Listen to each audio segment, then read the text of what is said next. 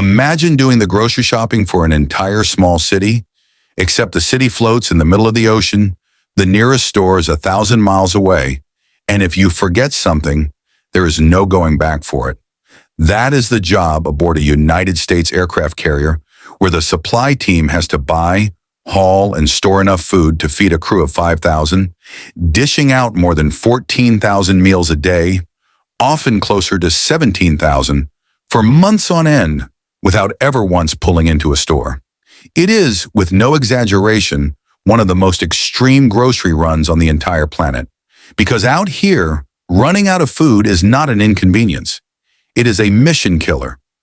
So how do you shop for a floating city of thousands that can never, ever visit a store? Stay with me. The impossible list. Start with the list itself. In a single day, one carrier's crew can put away 1,600 pounds of chicken, 160 gallons of milk, 350 pounds of lettuce, 30 cases of cereal, and 20,000 cups of coffee. That is one day. The grocery bill runs somewhere between $45,000 and $65,000 a day, well over $1 million a month.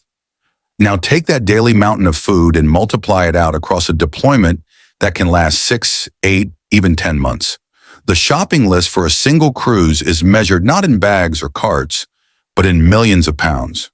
To put it plainly, a single carrier can go through more food in a week than most restaurants serve in a year, and across a full deployment, it will burn through several million pounds of it, from the first day to the last. And every bit of that has to be figured out long before the ship ever leaves the pier, because this is not the kind of shopping you do on a whim. Months ahead of a deployment, the ship's supply department has to predict, with real precision, exactly how much a crew of 5,000 will eat, day by day, for the better part of a year. This is the work of the ship's supply officer and a team of logistics specialists who practically live in spreadsheets, tracking how fast the crew burns through everything from eggs to ketchup.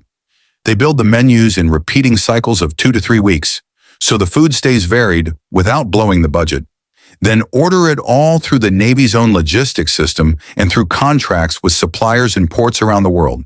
Some of it gets bought and shuttled aboard from vendors in the foreign ports. The ship passes along the way, fresh bread in one place, local produce in another, whatever the route happens to allow. And the math has to be right. Order too little, and somewhere out at sea, thousands of miles from the nearest store, the crew starts running short in the middle of a mission. Order too much and expensive food spoils in the storerooms before anyone can get to it. Guessing wrong is simply not an option, and once that order comes in, the real work begins. The onload. Before the ship sails, it takes on what may be the single largest grocery delivery you will ever see. Convoys of supply trucks line up along the pier, and the loading can drag on for days. Hundreds of thousands of pounds of food, sometimes well over 1 million, have to come aboard and go below. And a great deal of it still moves the old-fashioned way, by hand. The ship calls an all-hands working party, and a human chain of sailors forms across the deck and down the ladders, passing box after box, can after can, sack after sack, from one set of hands to the next, deep into the belly of the ship. It does not matter what your normal job is. When the food comes aboard, pilots, mechanics, and office clerks alike end up standing in that line, hauling groceries for hours.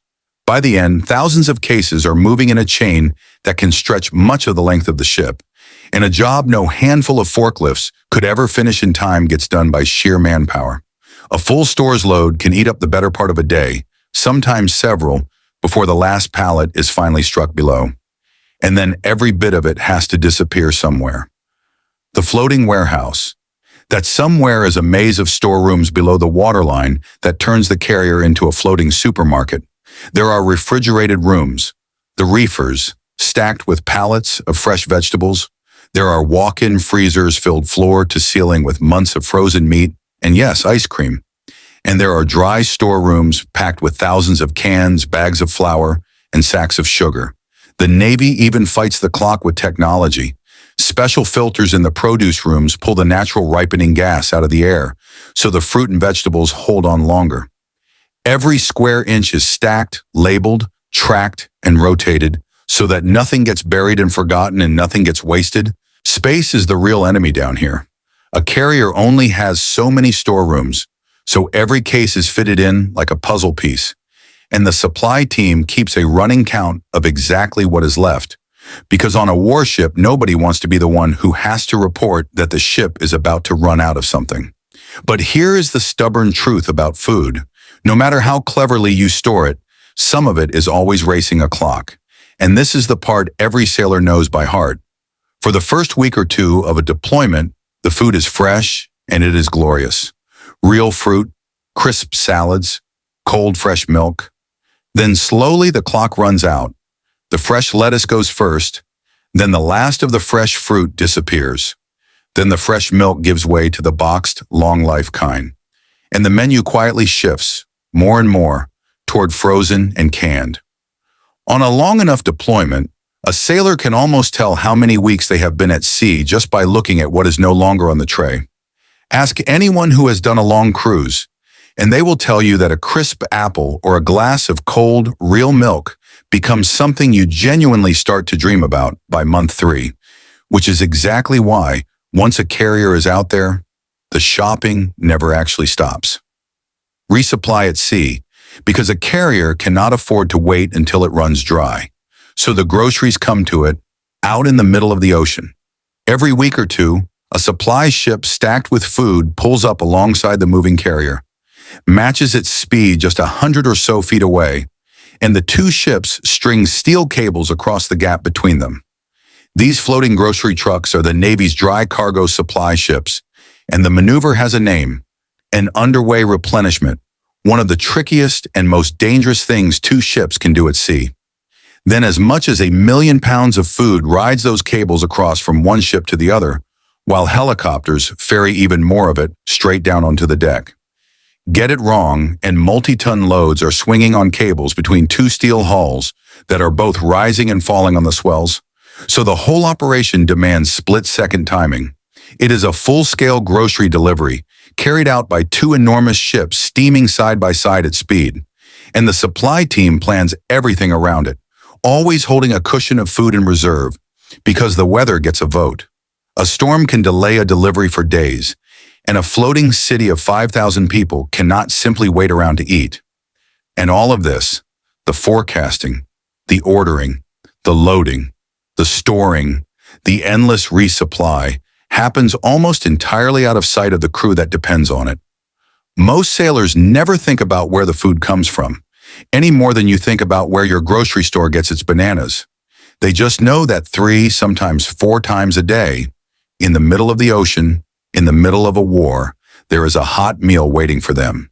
Keeping it that way is a quiet, relentless feat of logistics that never once makes the highlight reel.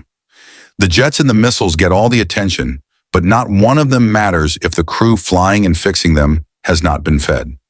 So the next time that supply team finishes striking a delivery below, stacking the last pallet in the last storeroom, and finally catching their breath, they are already running the numbers on the next load and the one after that. Because a warship can only fight for as long as it can eat, and somewhere out on that dark ocean, the biggest grocery run in the world is already starting all over again.